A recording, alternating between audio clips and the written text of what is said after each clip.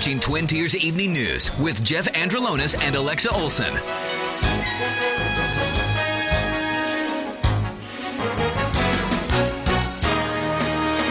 Now, from the Twin Tiers' biggest broadcast news operation, WVTT proudly presents Twin Tiers Evening News.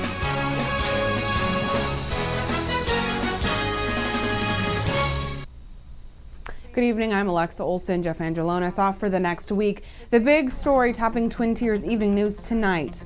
A meteor streaking across the early morning sky in Russia is captured on camera Friday. You can see the trail of light followed by a huge flash and then an explosion. The number of injured is still rising, and according to a state-run news agency, more than 700 people were hurt. Most of the injuries are not considered serious, however, but another state news agency reports almost 36 people were hospitalized. The shockwave was so intense it shattered glass in hundreds of buildings. A fatal hit-and-run crash here in Olean last night. WVTT's Valerie Tysander has the latest on this story. Alexa, police investigation continues after that fatal hit-and-run crash. An Olean woman died. Well, I thought it was maybe like an accident or something, or maybe somebody got pulled over, so they really didn't pay any mind after that. And you heard from someone at Reed's Food Barn that... Yeah, that somebody actually got killed, and somebody got hit by a car and killed, actually. So. Ron isn't the only one who saw those lights. According to a WVTT tipster, police were down by J&J Detail for nearly 2 hours last night. Police apparently came into J&J, and they say they asked them if they had surveillance tapes.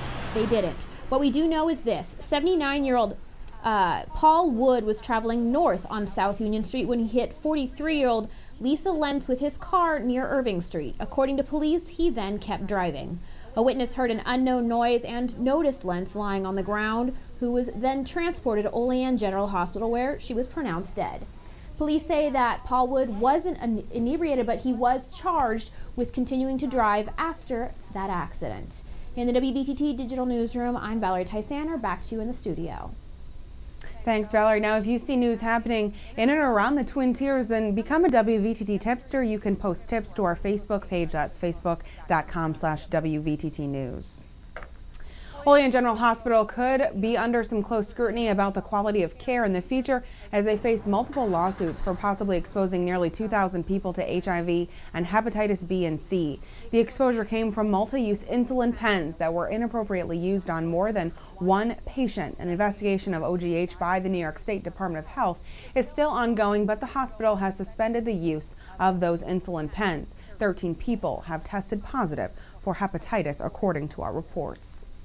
A raid in the town of Cuba led to the arrest of 2 people on Wednesday after police uncovered $74,000 worth of marijuana and an assault rifle. 30-year-old George Brown and 23-year-old Sybil Davis are facing multiple charges, including second-degree possession charges after police executed a search warrant. They found 61 marijuana plants, packaged marijuana, an SKS assault rifle, 50-round drum magazines, a large amount of ammunition, indoor growing equipment, and a surveillance system. Both parties are in the Allegheny County Jail tonight, Brown in lieu of $15,000 and Davis in lieu of $10,000 bail. We heard reports of a person trapped inside a flaming house on Middaugh Street in Belmont, New York this morning. According to the fire department officials, they were able to rescue the person inside. That fire is out tonight. No injuries have been reported. An 18-year-old from Bradford is in jail after his arraignment on Friday morning. Police say they caught Rodney DJ Hinchman having sex in the backseat of a car with a 13-year-old girl on February 6th behind the Kmart building at the Bradford Mall. Police say the juvenile gave consent, but because of the age difference, Hinchman was charged with aggravated indecent assault, corruption of minors, and other related charges. He's been sent to jail in lieu of $50,000 bail.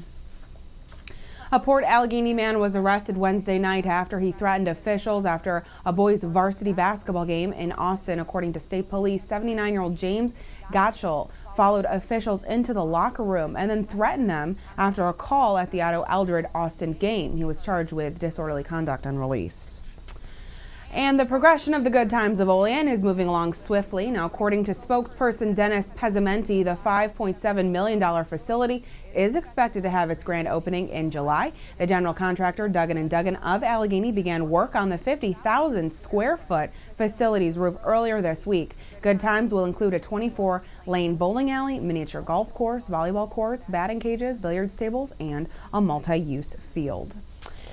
And good news for those suffering from the effects of the economy locally. Emergency food and shelter funding has been awarded to organizations in McKean County. $7,500 in federal funds are coming in through the Phase 30 of the Emergency Food and Shelter Program. United Way says the funds will go to help government and non-government agencies distribute assistance to those in need.